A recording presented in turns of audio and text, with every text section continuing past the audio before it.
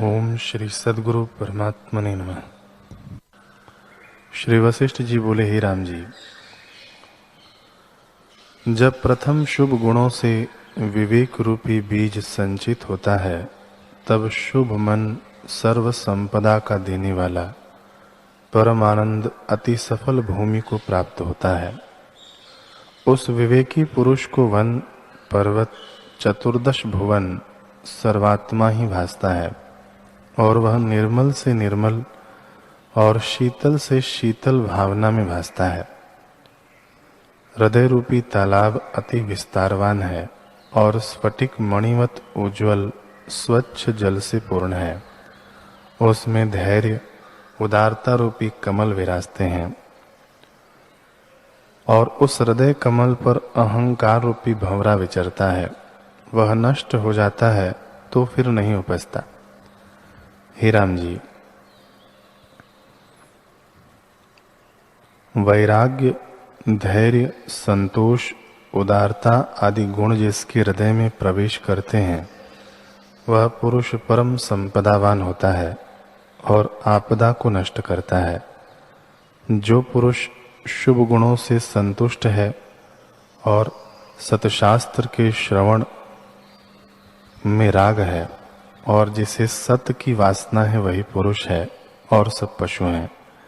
जिसमें वैराग्य, संतोष, धैर्य आदि गुणों से चांदनी फैलती है और हृदय रूपी आकाश में विवेक रूपी चंद्रमा प्रकाशता है, वह पुरुष शरीर नहीं मानो क्षीर समुद्र है। उसके हृदय में विष्णु विराजते हैं। जो कुछ उसको भोगना था वह उसने भोगा, और जो कुछ देखना था वह देखा। फिर उसे भोगने और देखने की तृष्णा नहीं रहती।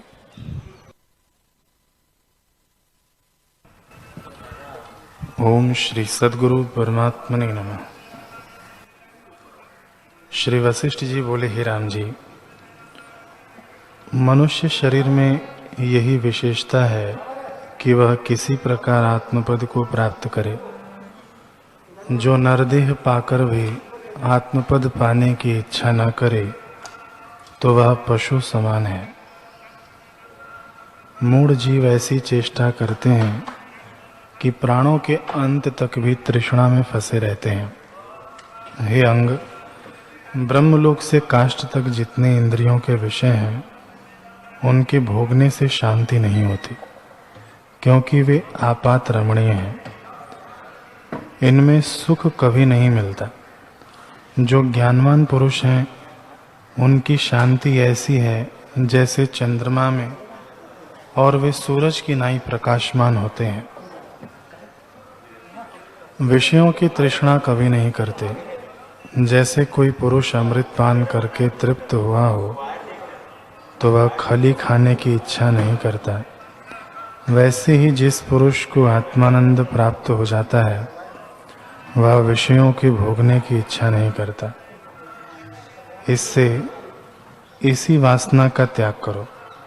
वासना का बीज अहंकार है। उसको यह सोचकर निवृत्त करो कि मैं नहीं हूँ, क्योंकि मेरा होना ही अनर्थ है। हे साधो, शुद्ध चिन्मात्र निरहंकार पद में जो तू अपने को परिच्छिन्न जानता है कि मैं ब्राह्मण हूँ, अथवा किसी प्रकृति से मिलकर अपने को मानता है कि मैं यह हूँ, यही अनर्थ है। ओम श्री सद्गुरु परमात्मने नमः। श्री वशिष्ठ जी बोले, हे रामचंद्र जी, ये मेरे वचन परम पावन है। विचारवान शुद्ध अधिकारी को ये परम बोध के कारण है। शुद्ध पात्र पुरुष इन वचनों को पाके सोते हैं और वचन भी उनको पाके शोभा पाते हैं। जैसे शरद काल में मेघ के अभाव से चंद्रमा और आकाश शोभा देता है, वैसे ही शुद्ध पात्र में ये वचन शोभते हैं, और जिज्ञासु निर्मल वचनों की महिमा सुन के प्रसन्न होते हैं। हे रामचंद्र जी, तुम परम पात्र हो और मेरे वचन अति उत्तम हैं। यह महारामायण मोक्ष उपायक शास्त्र आत्मबोध का परम कारण है। इसमें परम पावन वाक्य की सिद्धता और युक्तार्थ वाक्य है और नाना प्रकार के दृष्टांत कहे हैं। जिसके बहुत जन्म के पुण्य इकट्ठे होते हैं उनको कल्पवृक्ष मिलता है और फल से झुक पड़ता है, तब उसको यह शास्त्र श्रवण होता है। नीच को इसका श्रवण प्राप्त नहीं होता और न उसकी वृत्ति इसके श्रवण में आती है। जैसे धर्मात्मा राजा की इच्छा न्याय शास्त्र के सुनने में होती है और पापात्मा की नहीं होती, वैसे ही पुण्यवान की इच्छा इसके सुनने में होती है और अधर्मी को इच्छा नहीं होती। जो कोई इस मोक्ष उपायक रामायण का आदि से अंत पर्यंत अध्ययन करेगा अथवा निष्काम संत के मुख से श्रद्धायुक्त सुनकर एकत्र भाव होकर विचारेगा, उसका संसार भ्रम निवृत्त हो जाएगा।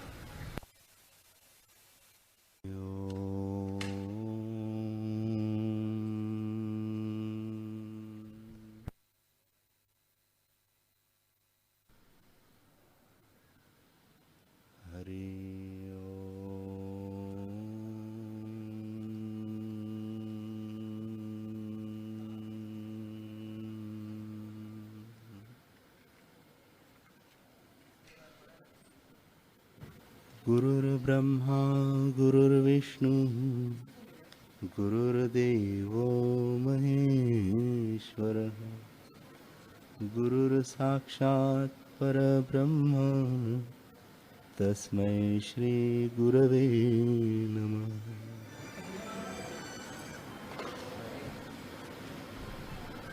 श्री योग वासिष्ठ महारामायण निर्वाण प्रकरण सर्ग 107। श्री वशिष्ठ जी बोले, हे रामचंद्र जी, तुमको यह अंतरोपाख्यान सुनाया है, इसके विचार से जगत भ्रम नष्ट हो जाएगा। ऐसे जब तुम विचार कर देखोगे तब आत्मा में अनंत ब्रह्मांड समाते देख पड़ेंगे। हे रामचंद्र जी, आत्मा में जगत कुछ वास्तव में नहीं हुआ, इससे मिटता भी नहीं, चित्त के फुरने से भासित होता है। जब चित्त का फुरना अधिष्ठान में लीन हो जाएगा तब अद्वैत तत्व आत्मा ही भासित होगा। हे रामचंद्र जी, अद्वैत तत्व में जगत भ्रम से दिखता है। ज्ञानवान की दृष्टि में सदा अद्वैत ही जाता है। जगत, मैं और तुम सब चिदाकाश है, आत्मा से भिन्न कुछ नहीं। आत्मसत्ता ही जगत होकर दिखती है। जैसे अपना अनुभव स्वप्न में स्वप्न की सृष्टि होकर दिखता है, सो अनुभव रूप ही है, वैसे यह जगत भी चिदाकाश रूप है। यदि नाना प्रकार के विकार भी दिखते हैं तो भी आत्मसत्ता उनमें अनुस्थित और अखंड रूप है। आत्मसत्ता और जगत में कुछ भेद नहीं। जैसे सुवर्ण और भूषणों में भेद नहीं होता, वैसे ही ब्रह्म और जगत में कुछ भेद नहीं। ब्रह्म ही चेतनता से जगत रूप होकर दिखता है।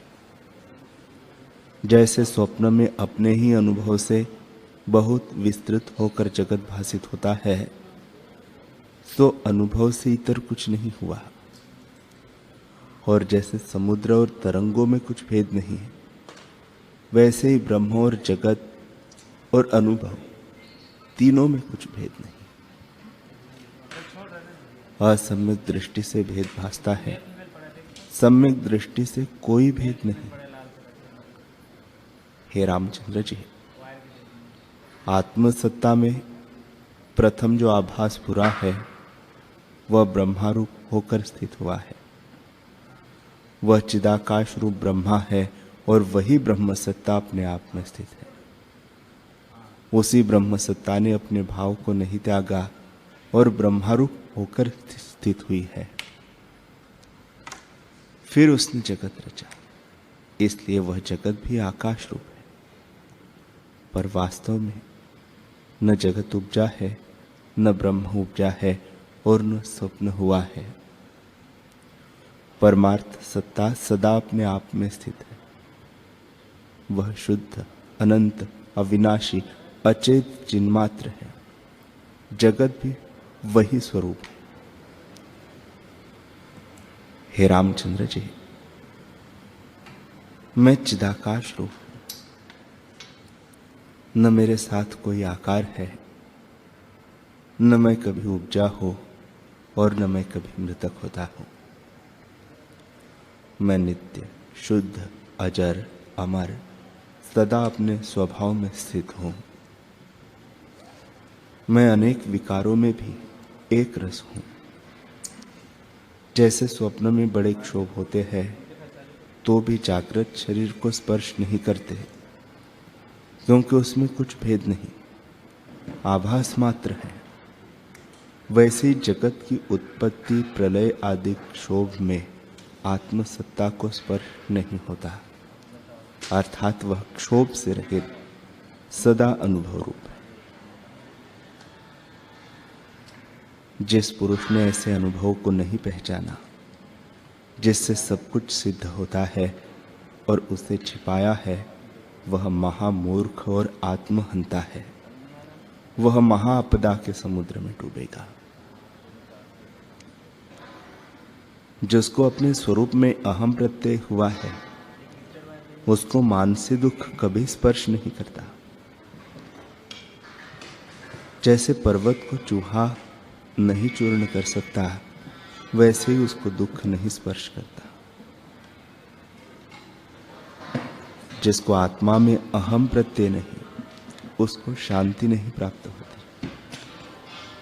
जैसे बवंडर में उड़ा हुआ तृण स्थिर नहीं होता, वैसे ही देह अभिमानी को कभी शांति नहीं प्राप्त होती।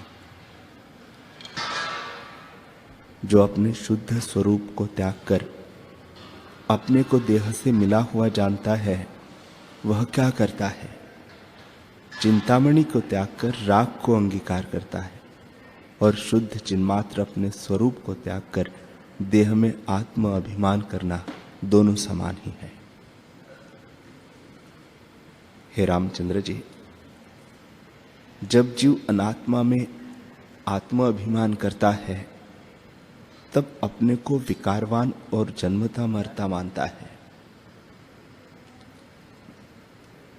और जब देह अभिमान को त्याग कर आत्मा को आत्मा मानता है, तब न जन्मता है, न मरता है, न शस्त्र से कटता है, न अग्नि से जलता है, न जल में डूबता है और न पवन से सूखता है, क्योंकि वह निराकार, अविनाशी और चिदाकाश रूप है।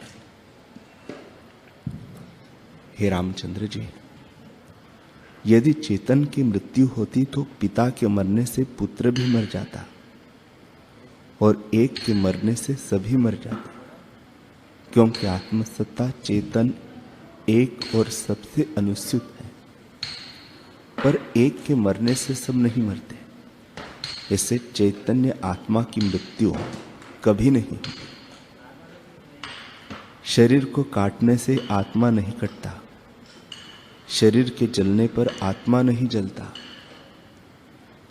संपूर्ण विश्व भस्म हो जाए तो भी आत्मा भस्म नहीं होता। आत्मा नित्य, शुद्ध, अनंत, अच्युत रूप, कभी स्वरूप से अन्यथा भाव को नहीं प्राप्त हुआ। हे रामचंद्र जी, मैं ब्रह्म रूप अर्थात सब में अहम रूप, निराकार, अखंड मैं हूं। न मुझको जन्म है और न मृत्यु है। सुख की इच्छा नहीं, न कुछ हर्ष है न शोक है, न जीने की इच्छा है न मरने की। जैसे रस्सी में सर्प और सुवर्ण में भूषण कल्पित है, वैसे ही आत्मा में वशिष्ठ नाम रूप से कल्पित है। मैं देश काल वस्तु के परिच्छेद से रहित अनंत आत्मा, नित्य शुद्ध और बोध स्वरूप हूं। सबका स्वरूप आत्म तत्व है, परंतु वास्तव स्वरूप के प्रमाद से अवस्तु को प्राप्त हुए कि नहीं भासित होता है। जो पुरुष स्वरूप में स्थित नहीं हुए हैं, वे संसार मार्ग की ओर दृढ़ हुए हैं। उनका जीना वृथा है, वे कहने भर को चैतन्य है। असल में पाषाण के शिला सदृश है। जैसे लुहार की धोकनी से पवन निकलता है, वैसे ही उनका श्वास लेना वृथा है। वे घटी यंत्र की नई वासना में भटकते हैं, आत्मानंद को नहीं प्राप्त होते और सदा तपते रहते हैं। जिनकी आत्मपद में स्थिति हुई है, उनको दुख कभी स्पर्श नहीं करता। यदि प्रलय काल का पवन चले और पुष्कर मेघ की वर्षा हो, बड़वाग्नि लगे और 12 सूर्य तपे, तो भी वे ऐसे क्षोभों में भी चलायमान नहीं होते, क्योंकि वे सब ब्रह्म स्वरूप जानते हैं। जैसे तृण से पर्वत चलायमान नहीं होता, वैसे ही वे बड़े दुखों से भी चलायमान नहीं। दुख तब होता है जब आत्मा से भिन्न कुछ भासता है, पर उनको तो आत्मा से भिन्न कुछ भासित ही नहीं होता। हे रामचंद्र जी, यह सब जगत आत्म अनुभव स्वरूप है, क्योंकि यह आत्म रूप है। जैसे स्वप्न में अनुभव से भिन्न कुछ वस्तु नहीं होते, वैसे ही सब जगत अनुभव रूप। जो भिन्न भासता है वह भ्रांति मात्र है। यह जगत तो नाना प्रकार का दिखता है, स्व आत्मा से अव्यक्त रूप है और भ्रम से प्रकट दिखता है। जैसे आकाश में नीलापन भ्रम से सिद्ध है, वैसे ही आत्मा में जगत भ्रम से सिद्ध है। वास्तव में ब्रह्म से भिन्न कुछ नहीं। आत्मसत्ता ही जगत रूप होकर दिखती है और उसमें जैसा जैसा निश्चय होता है, वैसे ही वैसा अधिष्ठान रूप होकर भासित होता है। जिनको कारण से सृष्टि का होना दृढ़ हो रहा है, उनको वैसा ही भासता है। जिनको परमाणुओं की सृष्टि उत्पन्न होने का निश्चय है, उनको वैसे ही सृष्टि सत्य भासित होती है और माध्यमिक सत असत के मध्य वस्तु को मानते हैं। एक चार्वाक म्लेच्छ है जो चारों तत्वों से सृष्टि की उत्पत्ति मानते हैं। बौद्ध कहते हैं कि जो कुछ वस्तु है वह बोध है, इसका अभाव होने से सब शून्य है। ब्राह्मण, हाथी, गौ, श्वान, घोड़ा, सूर्य आदि से भिन्न भिन्न प्रतीत हो रही है, पर जो ज्ञानवान ब्राह्मण है, वे सब में एक ब्रह्म सत्ता अनुस्यूत देखते हैं। हे रामचंद्र जी, वस्तु तो एक है, पर उसमें जिसको जैसा निश्चय है उसे वैसा ही भासित होता है। जैसे चिंतामणि और कल्पतरु में जैसी भावना करते हैं वैसे ही सिद्ध होती है, वैसे ही आत्मसत्ता में जैसी भावना करते हैं वैसा ही रूप भासित होता है। हे रामचंद्र जी, बुद्धिमानों ने निर्णय किया है कि आत्म सत्ता ही सारभूत है। जब उसमें दृढ़ अभ्यास करोगे तब आत्मा ही दिखेगी और फिर उस निश्चय से चलायमान न होंगे।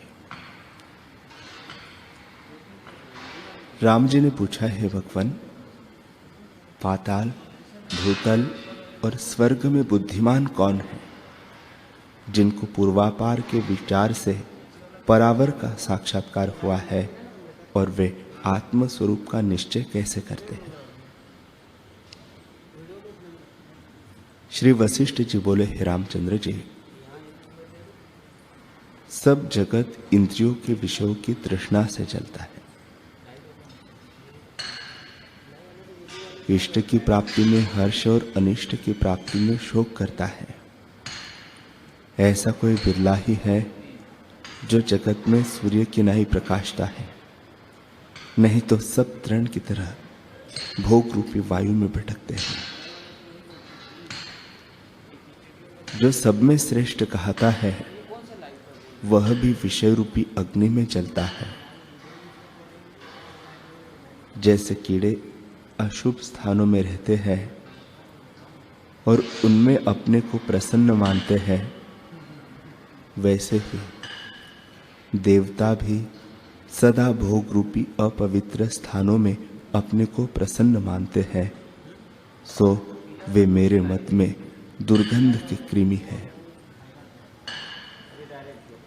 गंधर्व तो मूढ़ है, उनको तो कुछ सुधि नहीं, अर्थात आत्मपद की गंध भी नहीं। वे तो मेरे मत में मृग है। जैसे मृग को राग में आनंद होता है, वैसे गंधर्व राग में उन्मत्त रहते हैं और आत्मपद से विमुख है। विद्याधर भी मूर्ख है, क्योंकि वे वेद के अर्थरूप चतुराई को अग्नि में जलाते हैं और वेद के सारभूत अमृत को नहीं जानते, इसलिए आत्मपद से विमुख है। सिद्ध मेरे मत में पक्षी है। वे पक्षी की नाई उड़ते फिरते हैं और अभिमान रूपी पवन के चलने से अनात्म रूपी गड्ढे में आ पड़ते हैं। अपने वास्तव स्वरूप में स्थित नहीं होते। यक्ष धन के अभिमान से मूर्ख की नाई प्रीति कर चलते हैं और आत्मपद में स्थिति नहीं पाते। योगिनी भी मत से सदा उन्मत्त रहती है, इससे आत्मपद में स्थिति नहीं पाती। दैत्यों को भी सदा देवताओं को मारने की इच्छा रहती है, इससे सदा शोक में रहते हैं और आत्मपद से विमुख है। तुम तो पहले से ही जानते हो, मनुष्य भी आत्मपद से गिरे हुए हैं, क्योंकि उनकी सदा यही इच्छा रहती है कि ग्रह बसाइए। वे खाने और धन इकट्ठा करने के निमित्त यत्न करते हैं और इंद्रियों के विषयों में डूबे हुए हैं। पाताल में नाग रहते हैं, जिनका जल में भी निवास है। वे सुंदर नागिनियों में आसक्त रहते हैं, इसलिए वे भी आत्मानंद से गिरे हुए हैं। निदान जितने प्राणी हैं वे सब विषयों के सुख में लगे हुए हैं और आत्मपद से विमुख है। सब जातियों में बिरले ही जीवन मुक्त और ज्ञानवान भी है, उन्हें तुम सुनो। देवताओं में ब्रह्मा, विष्णु और रुद्र सदा आत्मानंद में मग्न रहते हैं। चंद्रमा, सूर्य, अग्नि, वायु, इंद्र, धर्मराज, वरुण, कुबेर, बृहस्पति, शुक्र, नारद, कच आदि जीवन मुक्त पुरुष हैं। सप्तऋषि, दक्ष प्रजापति, सनक, सनंदन, सनत कुमार और सनातन जीवन मुक्त है, और भी बहुत मुक्त है। सिद्धों में कपिल मुनि, यक्षों में विद्याधर और योगिनी और दैत्यों में हिरण्यकश्यपु, प्रहलाद, बलि, विभीषण, इंद्रजित, सारमेय, चित्रासुर और नमूची आदि जीवन मुक्त है। मनुष्यों में राजर्षि और ब्रह्मर्षि, नागों में शेषनाग, वासुकी नाग आदि जीवन मुक्त है। ब्रह्मलोक, विष्णुलोक और शिवलोक में कोई कोई बिरले जीवन मुक्त है। हे रामचंद्र जी, जाति जाति में जो जीवन मुक्त हुए हैं वे तुमसे संक्षेप से कहे हैं। जहां जहां देखता हूं वहां वहां अज्ञानी ही बहुत है, ज्ञानवान कोई बिरला ही दिखता है। जैसे सब जगह वृक्ष बहुत है परंतु कल्प वृक्ष बिरला होता है, वैसे ही संसार में अज्ञानी बहुत है, ज्ञानी कोई बिरला है। हे रामचंद्र जी, सूरमा और कोई नहीं, जिसकी आत्मपद में स्थिति हुई है वही सूरमा है और संसार समुद्र तरना उसी के लिए सुगम है।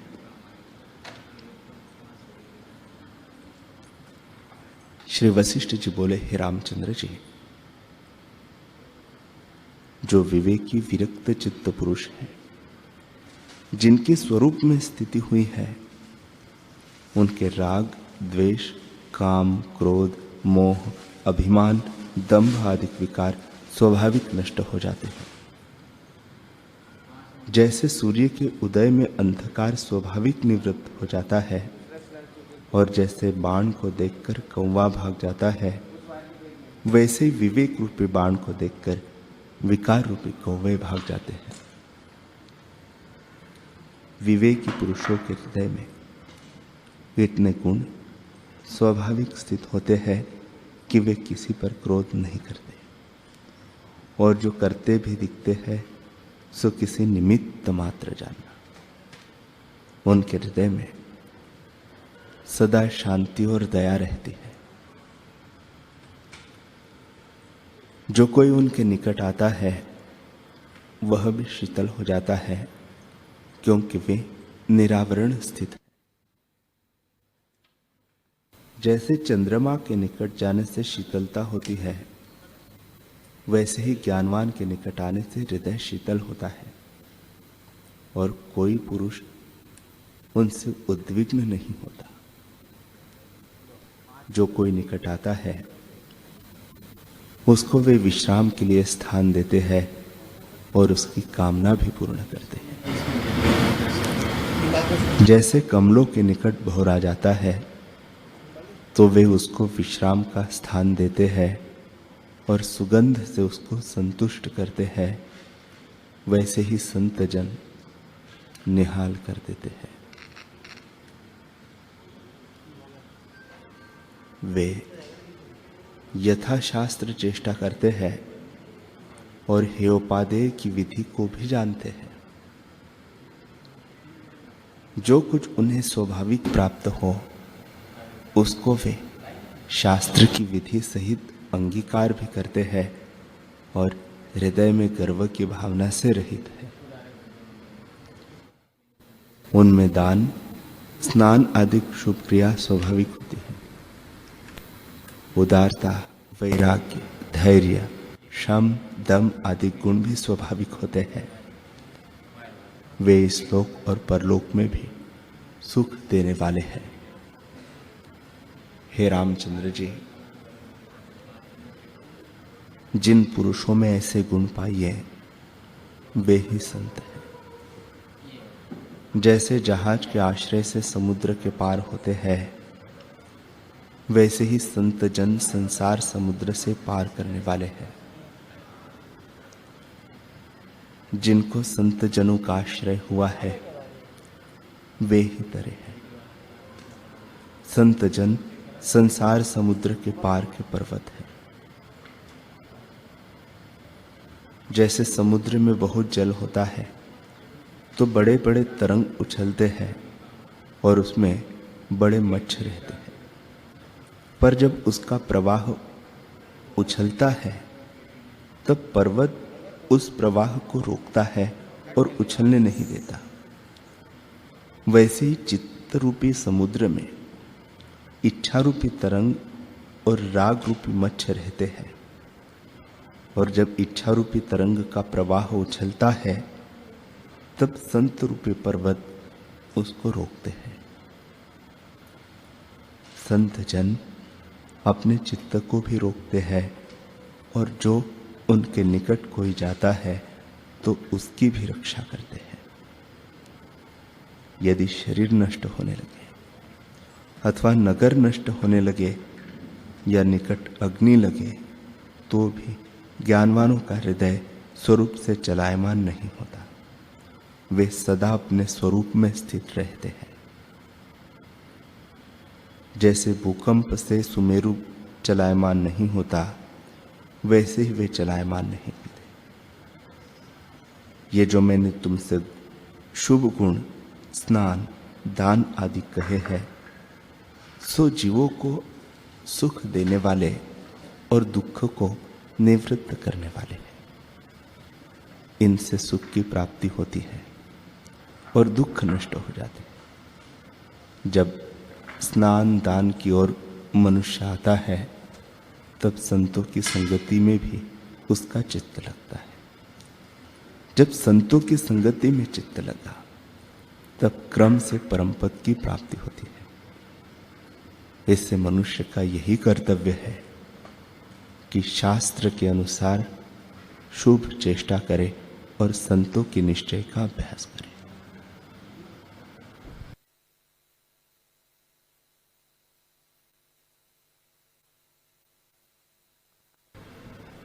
हरि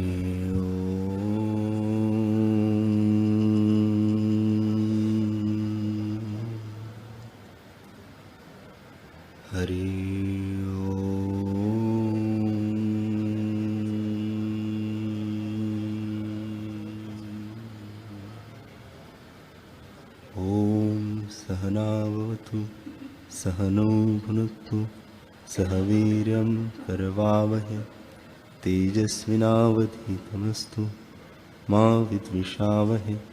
ओम शांति शांति शांति।